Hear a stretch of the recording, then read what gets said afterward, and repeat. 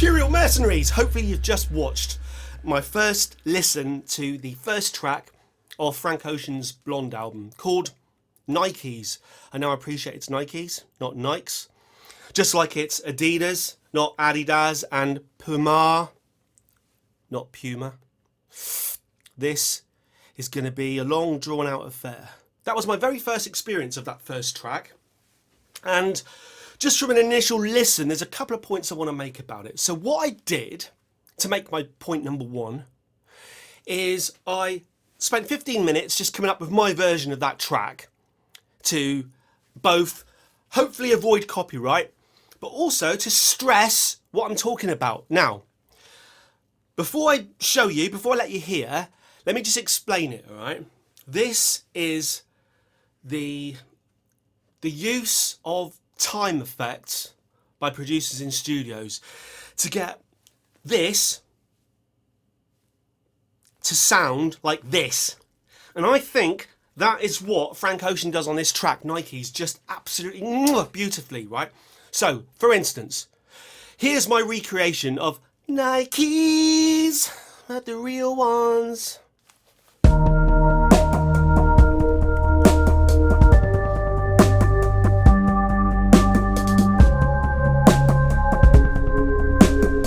It's not perfect, it's just a very, very, very quick interpretation, right? But what I want to say about this, and to me it is doing that, this track is built on a bedrock of just a bass snare, that, boom, boom, right? Let's just listen to that. And what he does here is he produces a little bit of magic, Barry Manilow style.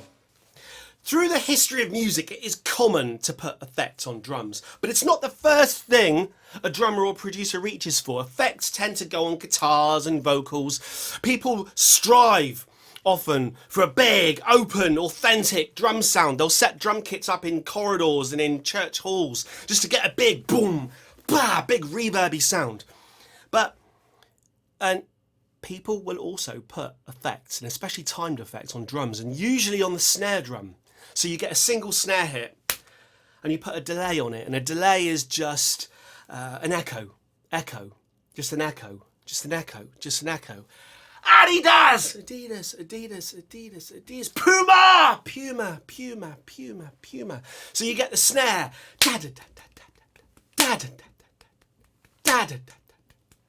just from a single hit. And that's pretty common. And everyone's been doing that. And you can date this back to the 60s, 50s, whatever. Kind of a slapback effect. A reverb is just an extension of delay. If a delay's with individual audible echoes, a reverb will just be a wash of delays. So it sounds like you're in a room, like a big vast room. And there's both of those things going on here. But putting a delay on a snare is pretty common. Putting the delay on the bass drum, less so. It's not unique, but less so. And that's what Frank Ocean does on this track. Let me just let you hear the kick drum with the delay. My delay, I don't know what he used, this is just my interpretation, right? But just listen to how big it sounds. And this, and remember, this is still just that. Occasionally we do a double, but it's just that. But you can still make it sound. Now, the magic is starting to happen, right? But when you add a delayed snare in as well, so we've got the bass drum going boom, boom, boom, boom, boom, boom, boom, boom, boom, boom, boom, boom, boom, and then a snare, right? It's still just that, all right? It's that.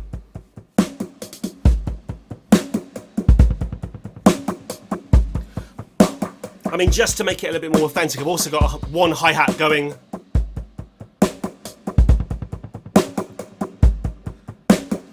There. Right? But basically, this is just that. But listen to it. It's like, holy hell.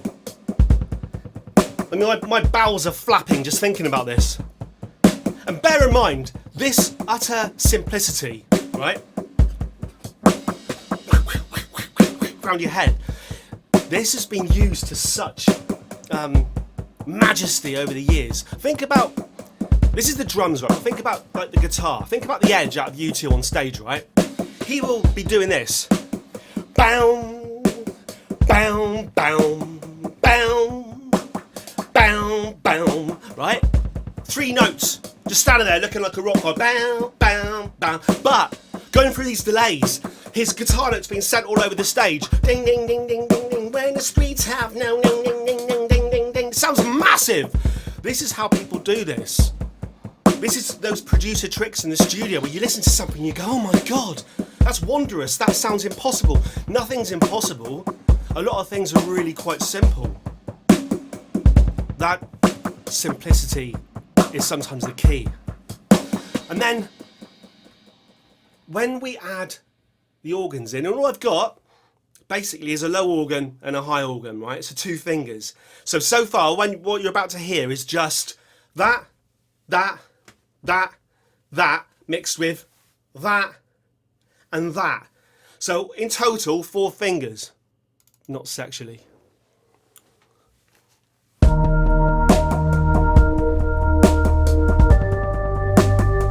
And that's the genius of this, because that just sounds, this is my interpretation, but that just sounds beautiful. The bitches want Nikes. I mean, we're going to get onto the vocals now, because I think his note choice is spectacular, because it's so odd. But for the moment, just bask in how 4 fingers sounds like the world collapsing. And this is where those artists from the 60s, Brian Wilson's and your Paul McCartney's or whatever, this is what they were doing, George Martin's. This is what they were doing. They were taking just fragments and ideas and sounds and using tape machines. I mean, the main bass drum loop on here, the main bass drum delay is a delay going through a tape machine. Because what they used to do in the 60s was they have a tape loop just running round and round, just a loop of magnetic tape. And then when you hit the bass drum, it would record it onto the tape here, and it would carry on going round, and it would have a play head here. So you'd record here and play here. So you'd hit the bass, and then it would come round here and it would play again. As like a second later. And then if you keep recording and keep playing, so it's recording, it's stamping, and it comes round, and keep playing, and it, upon layer upon layer upon layer. It's what I'm always talking about in my videos. The idea of layer upon layer upon layer. And when you've got the artists of the 60s doing things like that, it was what contributed to the ever upward rise of the progression of the sound of music, not Julie Andrews. And that's kind of why I hold to the fact that music's always getting better. People will hark back to the past. They'll say, oh, it was better in the 70s, it was better in the 60s. Music, both the sound and the songwriting skills, the whole thing is always getting better. Doesn't mean that there weren't bright lights in the past that will shine like diamonds forevermore. A God Only Knows, or a Bohemian Rhapsody, or Stairway to Heaven, or whatever. But people are out there constantly beavering away, constantly finding new things. And that's what I like about this song. It's like spaghetti in a bowl. What was played is the bolognese on the top, the boom, ba, boom, ba. But what's underneath all this stuff, all this spaghetti, all this, is the delays.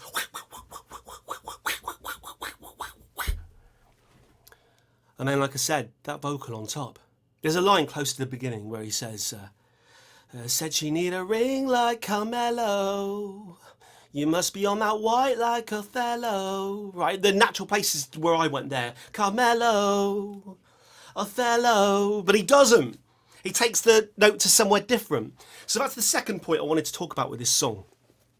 I wanted to talk about the way that Frank Ocean manages to make the vocals interesting and to make the vocals more of like an instrument. And I do notice that in the first part of the song, he's got this kind of pitch shifted effect to his vocal. Now there's loads of different ways of doing that. And I think the way he probably did it would be to lower the pitch of the organs without altering the time, and then sing his part, and then pitch shift the organs and his part back up again with never altering the time. And I think the artifacts on the vocals are the reason why I think that's probably the way he did it. However, I'm going to show you a different way, probably not the way he did it, but the way that bands used to do it in the 60s. The Beatles used to use this effect. They used it on stuff like Sgt. Pepper, on songs. If you've ever listened to something like When I'm 64 by Paul McCartney, where his voice sounds younger. When I get older, losing my hair, many years from now, will he still be sending me a Valentine? His voice sounds a little bit higher, younger. What the Beatles would do, which is what we're going to show you now, which is what I'm going to show you now, I'm not saying we, there's only me in here, is you can lower the pitch of the whole song, which also slows it down, just like you would with old style magnetic tape or a vinyl record or something. Slow it down, slow, play it more slowly, record your vocal, and then speed it back up again. You don't have the artifacts, and you don't. I don't think it's what Frank Ocean did, but I'll just show you what I'm talking about, right? So this is the song slowed down just a little bit, and then what I'm going to do is sing over the top of it. And this was just one take, just for the purposes of discussion. Don't judge me. So then you sing over it like this is the song, like how it's supposed to be. These bitches want Nikes.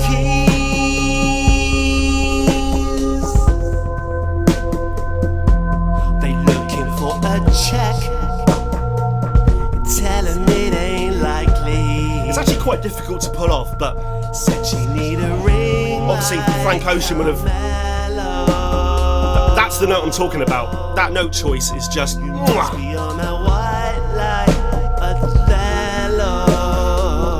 It's such a weird note choice. It's actually quite difficult to memorize it when you're singing.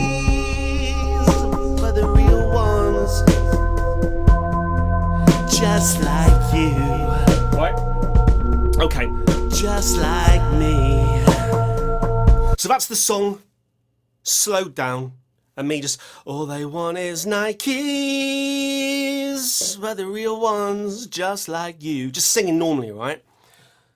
Then, 1960s, Beatles style, we now bring that slowed song back up to pitch, right? And it sounds like this. Still sounds massive.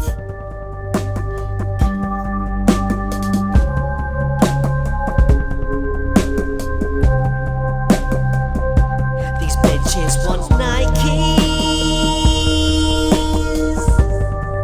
See what I mean? They looking for a check. Just alters the quality of your voice. Telling it ain't likely. Right, here comes that beautiful note I'm talking about. Said she need a ring like Carmelo. Yes. You must be on a white like Othello. All you want is Nikes, for the real ones, just like you,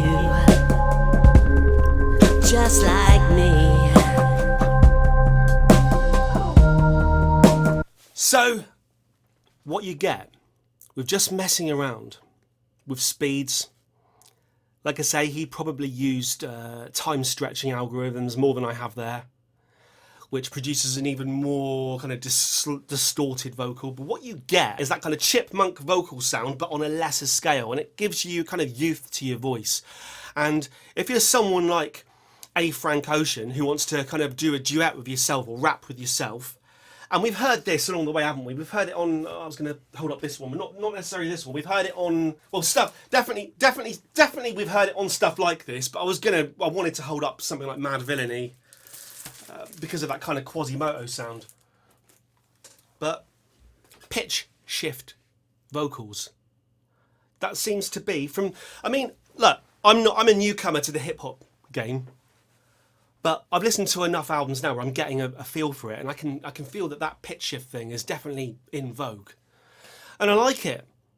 And also on this song, we've also got the auto-tune thing. Now, auto-tune's a whole different game. It's a whole different battle. It's a whole different discussion.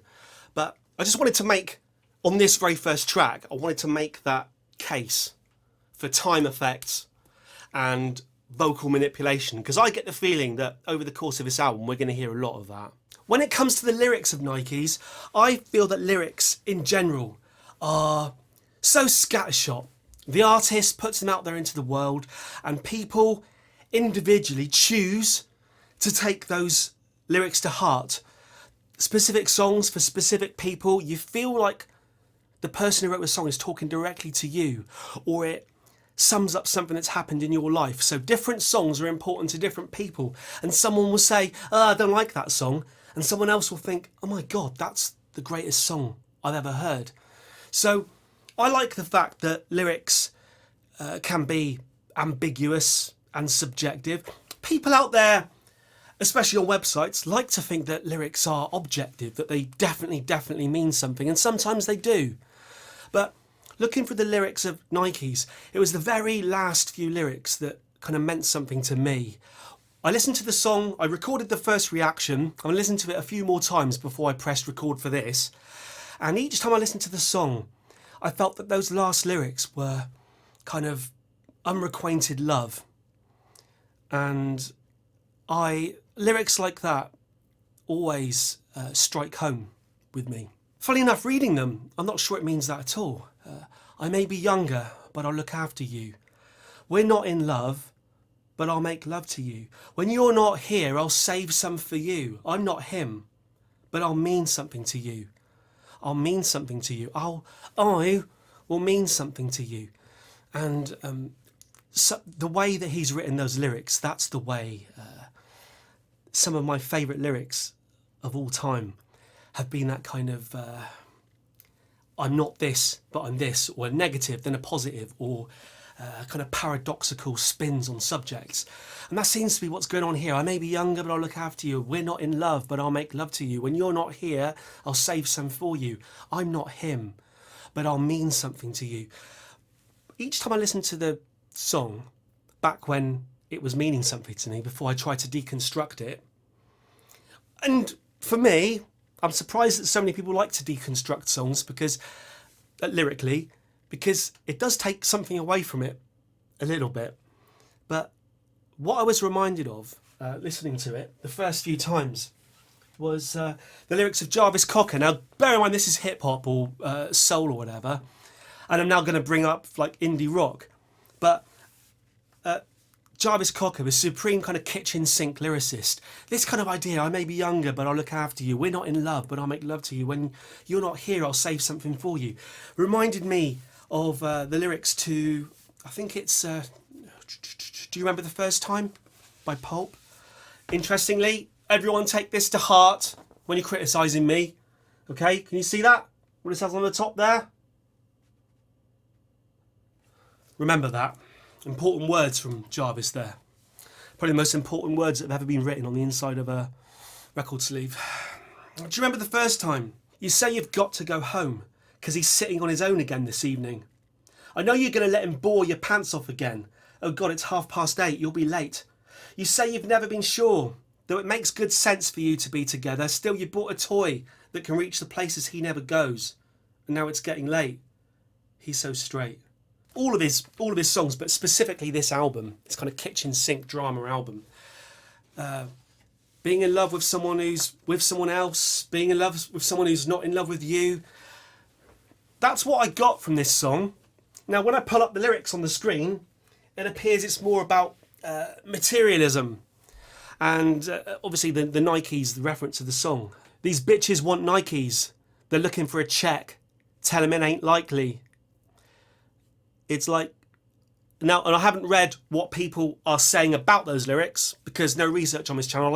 I like, if I'm going to put a video out into the world, I don't want to put a video out there that's regurgitating someone else's opinion. I want it to come from here, even if it's wrong.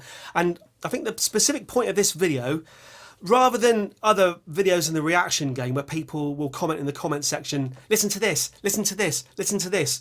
How about on these videos, on these discuss videos, how about we discuss the song? So you tell me what this song means to you. You tell me what the lyrics mean.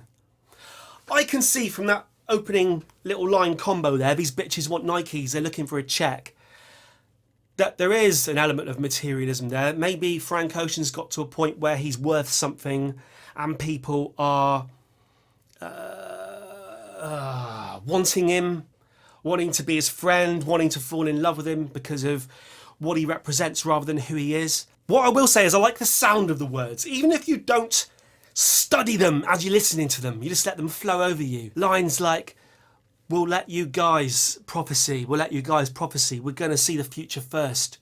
We'll let you guys prophecy, we're going to see the future first. Talk of the future and rain and glitter. And for me, unrequited love.